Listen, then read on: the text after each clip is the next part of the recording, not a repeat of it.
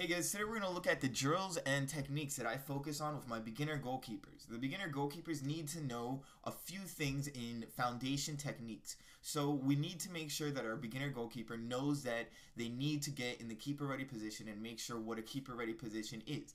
Correctly, you want to be down on a squat with your actual palms pointed towards the other player. You want to make sure that you're on the tip of your toes. So to practice this, I make sure my keepers practice going up and down and actually practice shuffling just in the same position in the keeper ready position. You need to make sure that you have the keeper ready position down pat. I will not take a goalkeeper out to the field if he's not ready with his keeper ready position. The next thing that I like to do is make sure my keeper can run and get set in the keeper ready position as fast as possible. So I set up 2 cones and make sure that he can run and stop right on the actual cone and get into the keeper ready position with his body centered with the ball. You always want to make sure that your body is centered with the ball and that you're down low on your toes. You want to make sure that your hands are down low because it's much easier to pick up your hands than to drop them down. The next step I make sure all my keepers work on is shuffling. Shuffling is how we're going to get to the ball. Just like I said, keeper ready position is the most important thing in goalkeeping. When you're shuffling, you're actually moving in keeper ready position. What this does is gives the keeper a much better chance to react to a soccer ball and get in the right position while he's moving. So to do this, I always make sure that I'm doing one big step followed by another step, but I'm never crossing my feet. If you ever cross your feet while you're shuffling, you're not going to be able to dive. Never cross your feet, just practice shuffling quickly, get your body low to the ground, get your butt low to the ground, and practice shuffling. Not only is it going to get your leg muscles much stronger, it's also going to get you ready to get to the soccer ball whenever you need to.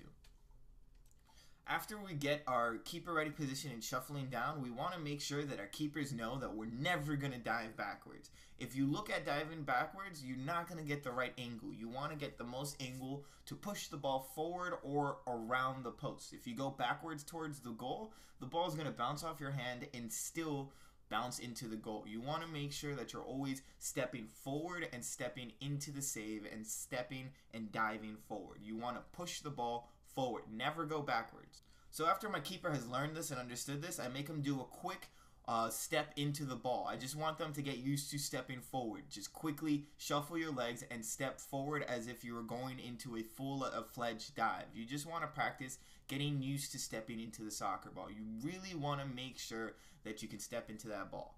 Now that we have what I believe are the 2 most important steps in goalkeeping for beginners, we need to make sure that we know how to dive. A dive is very easy and you just need to know what your body needs to do for the dive. The first thing that we were practicing is our keeper ready position to our lunge. Once we get to our power step or lunge, you want to balance on one foot, step and actually reach your chest over the foot that's stepping forward and swing your back leg around. When you swing your back leg around and when you're stepping over your body, you're producing that energy and inertia to swing your body up and over towards the soccer ball. And a huge thing for young goalkeepers is holding the ball at the first time. It's very hard for young goalkeepers to get a good hold. So there are 2 ways to hold the soccer ball. There's the first way, which is the W position. You just put your hands in a W. And then the second way, which is my preference, the diamond. You just make your hand into a diamond and you always want to get your hands on top of the soccer ball. Getting your hands on top of the soccer ball will give you the control that you need. If you do end up missing the ball or not being able to hold it, you can throw it straight back down and catch it back on the rebound. Always make sure that you're catching the ball in the air at the highest point with your hands on top of it. Never have your hands pointing towards the actual player, but have your hands pointing down. Pretend like you're playing a piano.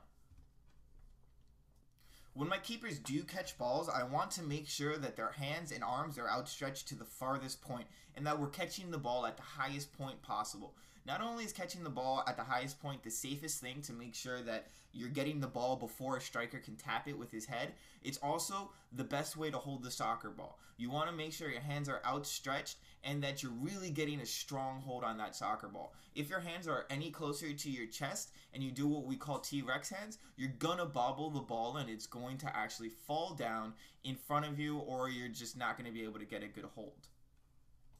So to make sure my keepers are practicing catching the ball with their hands outstretched and with their hands on top of the ball, I just make sure that you throw the ball at the ground, you catch it when it's bouncing up, and you practice either the W form or the diamond form. Just make sure getting your hands on the soccer ball and doing a nice strong hold.